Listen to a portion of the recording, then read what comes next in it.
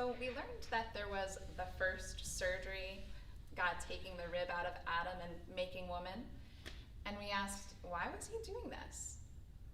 He was answering the deep cry of Adam's heart.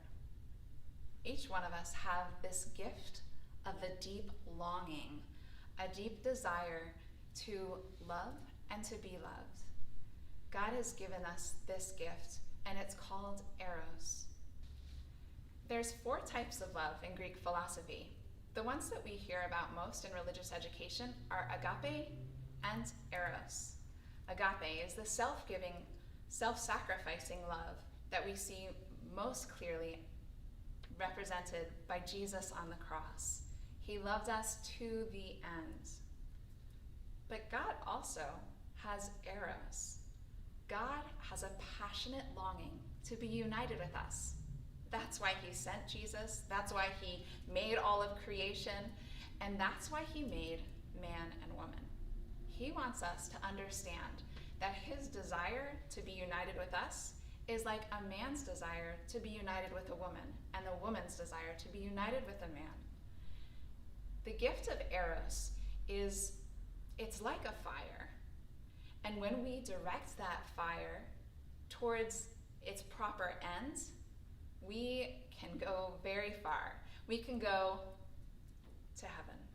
That's our destiny. This desire that we have, if it's rightly directed, will head us to our destiny, heaven. So let's look a little bit more into Eros. Here is a picture, and it's called the 3 choices. These 3 choices are what we can do with Eros.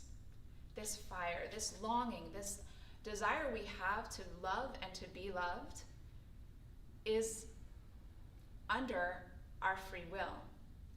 The first person in the corner, he's taken this Eros and he has closed it up. It is too scary for him to deal with. He doesn't want to have anything to do with any sexual desires. He even closes off his heart to being moved by beauty and goodness and truth. He doesn't look very happy, does he?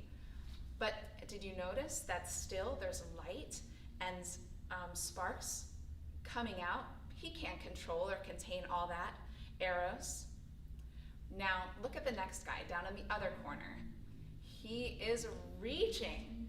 His Eros isn't contained. It is directed at things of this world.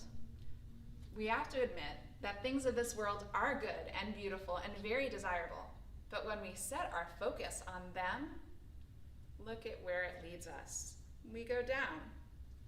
Now, look at the third and largest and most obvious character. He is open, wide open. Pope Benedict XVI has told us that prayer is to become nothing other than an open longing for God. This man knows exactly how to direct his Eros. All that he desires, all that he longs for love and intimacy and giving himself to another, he's directing that at God. It doesn't mean that he's saying the things of this world are bad. No, he's constantly surrounded by them. And Jesus became a man, so it can't be bad to have human feelings or desires or to enjoy pizza or beer, well, not yet beer, or whatever tastes fun and good. There's nothing wrong with that.